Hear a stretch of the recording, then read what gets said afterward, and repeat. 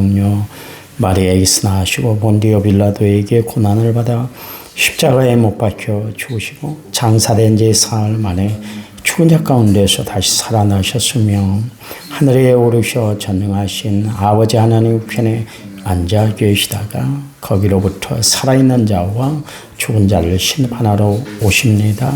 나는 성령을 믿으며 거룩한 공교회와 성도의 교제와 죄를 용서받는 것과 몸의 부활과 영생을 믿습니다. 아멘. 찬송가 412장입니다. 412장.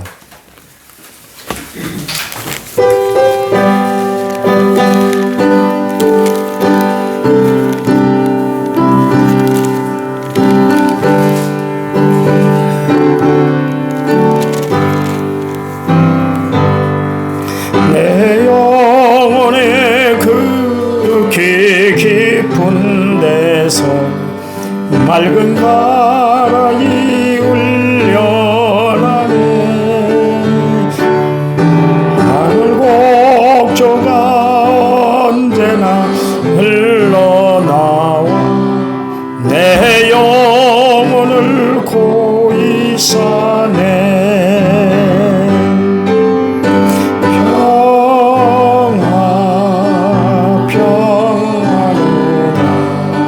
하늘 위에서 내려오네. 그 사랑의 물결이 영원토록 내 영혼을 덮으소서. 내 마음속에 솟아난 이 평화는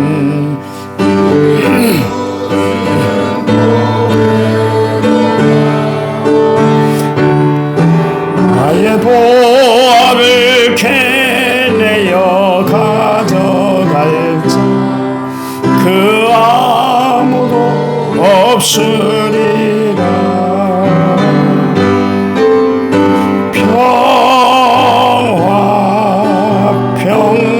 평화로다 하늘 위에서 내려오네.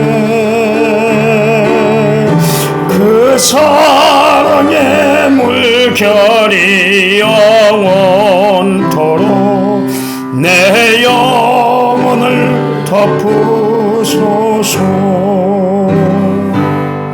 내 영혼의 평화가 넘쳐남은 주의 큰 복을 받으리라. 내가 주의 안으로 주님과 함께 있어 내 영혼이 편이시네.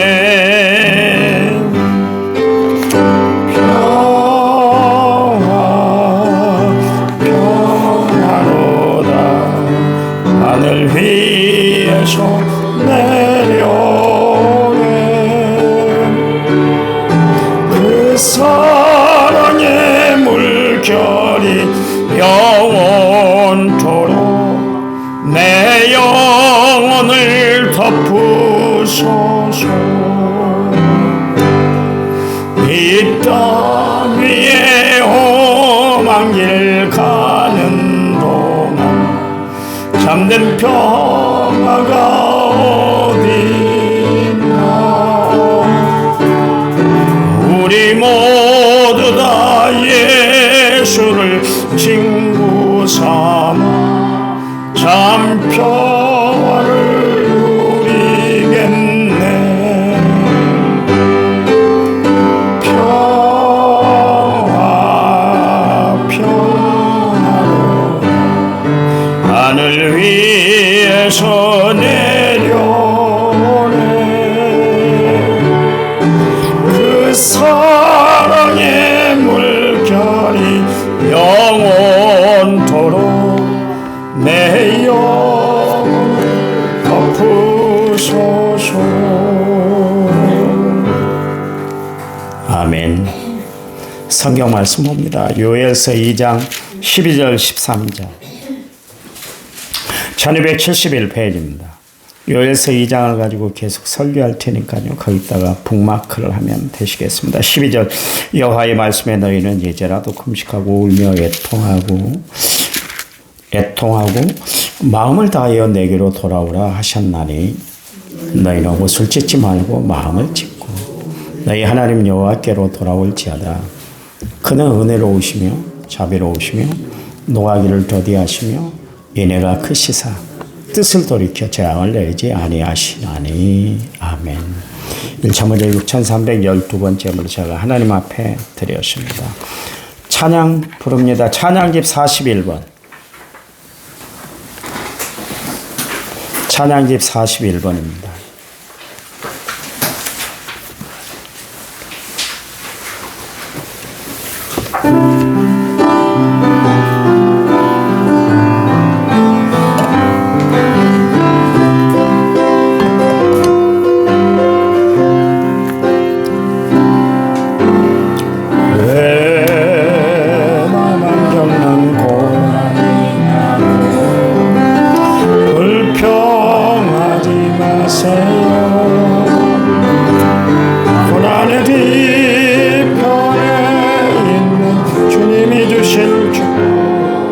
미리 보면서 감사하세요. 너무 견디기 힘든 지금 이 순간 주님이 일하고 계시잖아요. 남들은 지쳐 앉아 있을지라도 당신만은 일어서세요.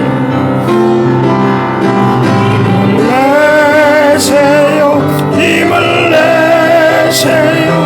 주님이 손잡고 계시잖아요. 주님이 나와 함께함을 믿는다면 어떤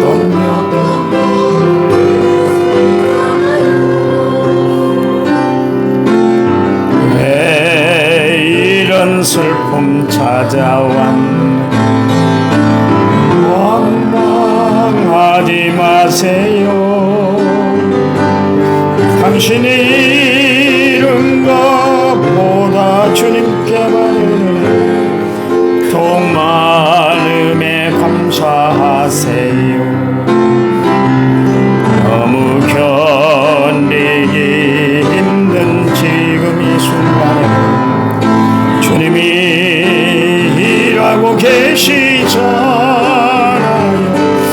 남들은 지쳐 앉아 있을지라도 당신만은 일어서세요. 힘을 내세요. 힘을 내세요. 주님이 손잡고 계시잖아요. 주님이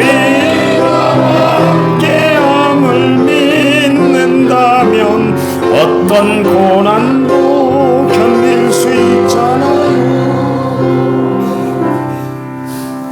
아멘.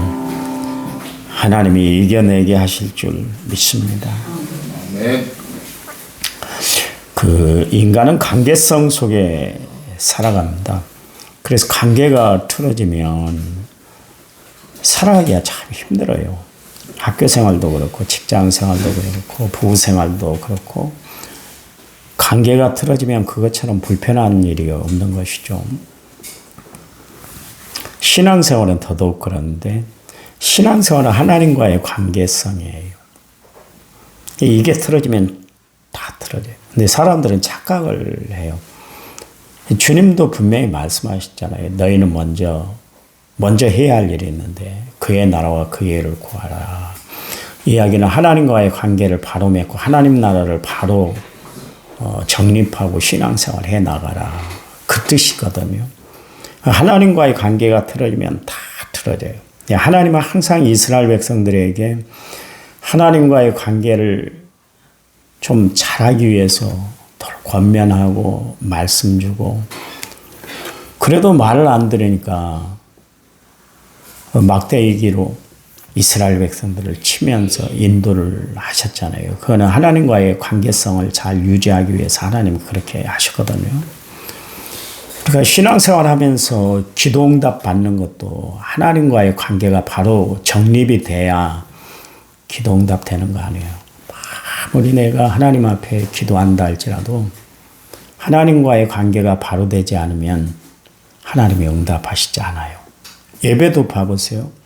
하나님과의 관계가 바로 돼야 하나님의 예배를 받으세요.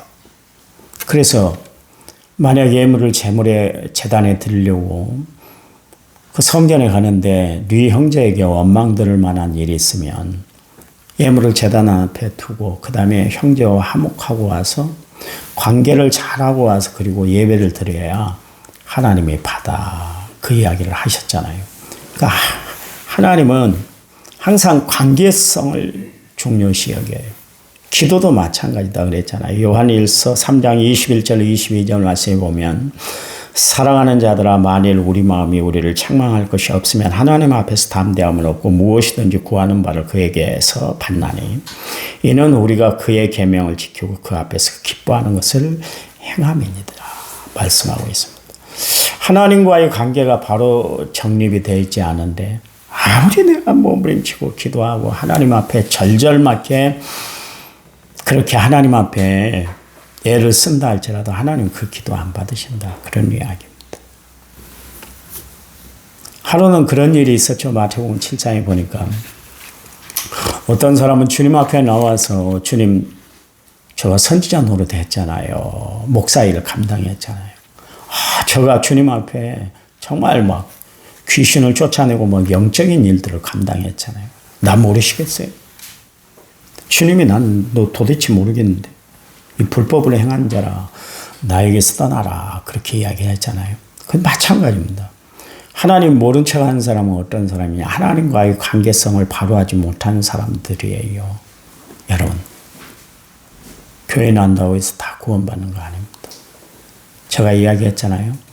사랑의 교회를 담임했던 오카노 목사님이 그 평신도를 깨운다 그 강의를 하면서 그런 이야기를 하셨어요. 설교 시간에도 그런 이야기를 하십니다.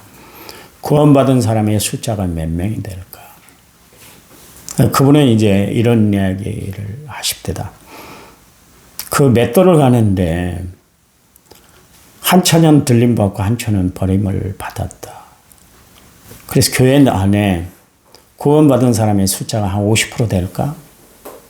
확신할 수 없다 그랬어요. 그렇게 교육을 잘 시켰는데 제자 훈련을 그렇게 잘 시켰는데도 불구하고 당신이 확신할 수 없다 그랬습니다. 그런가 하면 또 이런 이야기를 했죠. 씨 뿌리는 비유를 보면 돌짝밭, 가시덤불, 그 다음에 길가, 그리고 겨우 옥토가 돼서 결실을 맺는 것이 어디예요? 옥토였어요. 그걸 보면 4분의 1이다. 21%다. 그런 이야기를 하십니다. 그냥 천국 가는 거 아니라니까. 착각하지 마세요. 내가 무슨 일을 했기 때문에, 내가 목사이기 때문에, 내가 장로이기 때문에 천국 가는 거 아니에요. 분명히 아셔야 됩니다. 하나님과의 나의 관계가 분명하게 세워져야 돼. 이거는 진짜 몸부림치면서 우리가 하나님 앞에 확인을 하고 기도하고 말씀 속에 파묻혀서 그 말씀 속에서 주신 하나님의 역사, 예수님이 왜 이 땅에 오셨는가? 왜 나에게는 예수가 필요한가? 하나님은 도대체 어떤 분인가? 이 관계성을 분명히 하고 신앙생활을 해야 돼요. 여러분 교회 오는 게 중요한 게 아니라니까요. 기도응답도 그렇고 하나님 앞에 예배드리는 것도 그렇고 내가 구원받는 문제까지도 하나님과의 관계를 분명히 해야 돼요. 그냥 천국 가겠지? 아니요. 누구는 어떤 교회는 그럽니다. 우리 교회 와야 구원받는다고 그러는데 택도 없는 이야기입니다. 주님이 언제 교회를 통해서 구원 얻는다 그랬어요? 아니요. 오직 예수를 통해서 구원 얻는다고 그랬습니다. 그러면 이단 교회도 구원받는다고요? 있을 수 없는 이야기입니다. 아니요. 우리는 예수를 통해서 구원받고 우리는 예수를 통해서 하나님 자녀가 되고 우리는 예수를 통해서 천국 백성이 되는 줄 믿으시기 바랍니다. 한번 진지하게 한번 고민 한번 해보세요. 내가 정말 예수님이 내 마음의 구주와 주님으로 모셔드리고 있는가? 나는 예수 없이는 살 수 없는가? 오직 예수뿐인가? 예수를 위해서 나는 나의 모든 것을 다 바칠 수 있는가?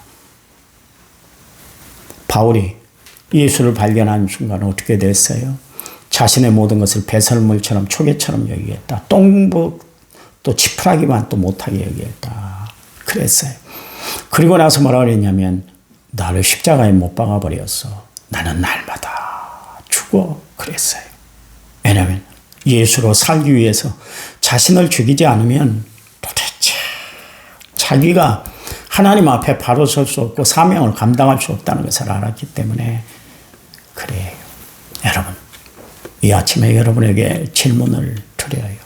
나는 하나님과 바른 관계를 맺고 살아가고 있는가? 세상의 어떤 것보다도 하나님만 바라보고 하나님만 의지하고 하나님만 생각하고 주의 손을 꽉 붙들고 살아가고 있는가? 그래서 이 밤에 이 아침에 낮에도 어느 때든지 하나님이 부르시면 주 예수여 어서 오시옵소서 마라나타 그러면서 하나님을 영접하고 맞이할 수 있는가? 한번 깊이 생각을 하시기 바랍니다. 제가 이야기를 했잖아요. 서울에 있을 때, 전도사로 있을 때 제가 할머니들을 두 구역을 따로 맡았습니다. 가서 구역 예배를 드리는데 제가 나이 드신 권사님들, 할머니, 집사님들에게 물었어요. 지금 당장 죽으면 천국 갈 수 있어요? 물었더니 지금도 잊혀지질 않는데 그분이 강주 분이었는데요.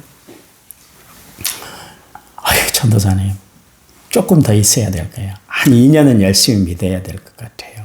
이게 대부분 우리 생각입니다.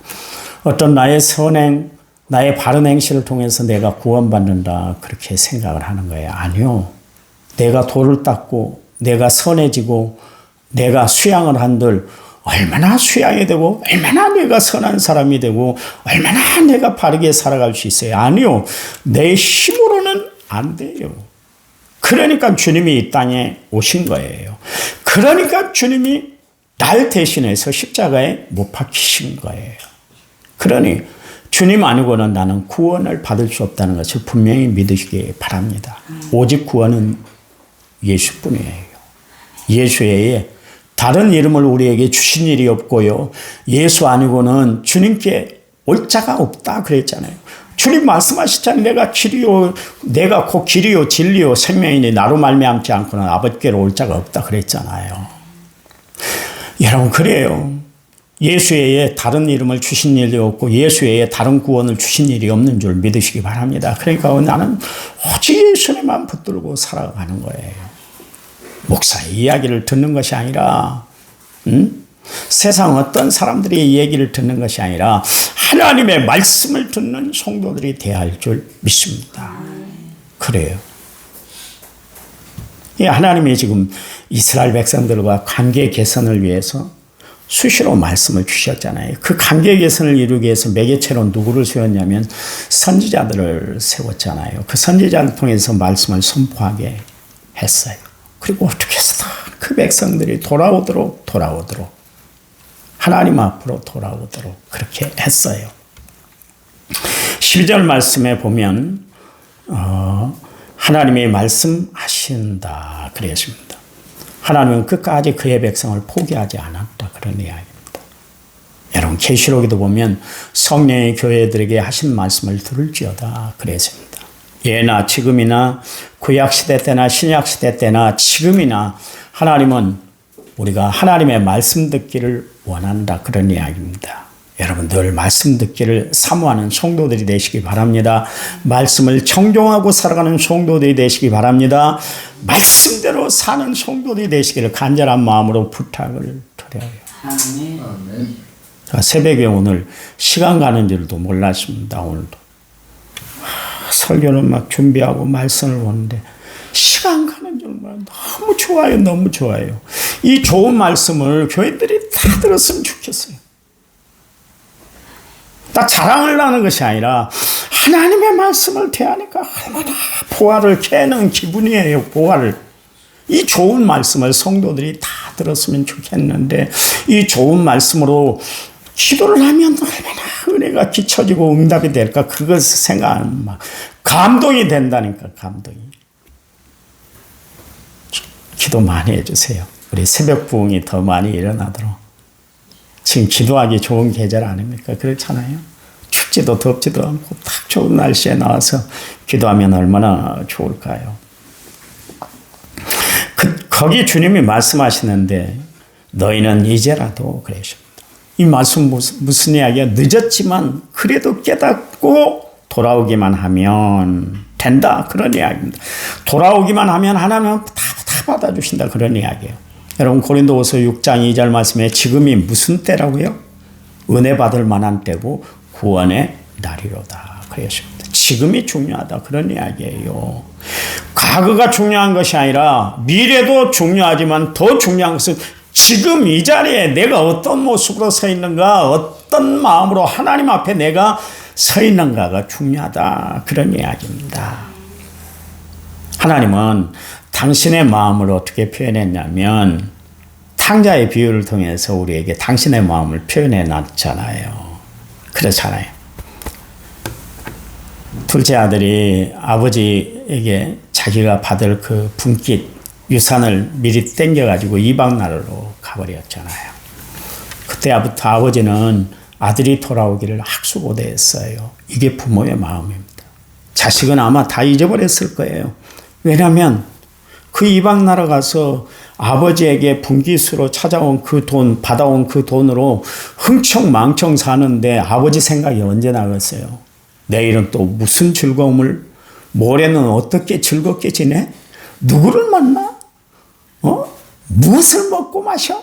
이것만 생각을 했지 아버지의 마음을 아프게 한 것은 전혀 생각을 하지 못했어요. 근데 아버지는 어떻습니까? 아들이 집을 떠난 순간부터 그 아들을 잊지 못하고 마음에 새겨두었어요. 하나님이 마찬가지다. 그런 이야기예요. 이스라엘 백성들은 세상 연락에 빠져서 하나님을 가만히 잊어버렸잖아요.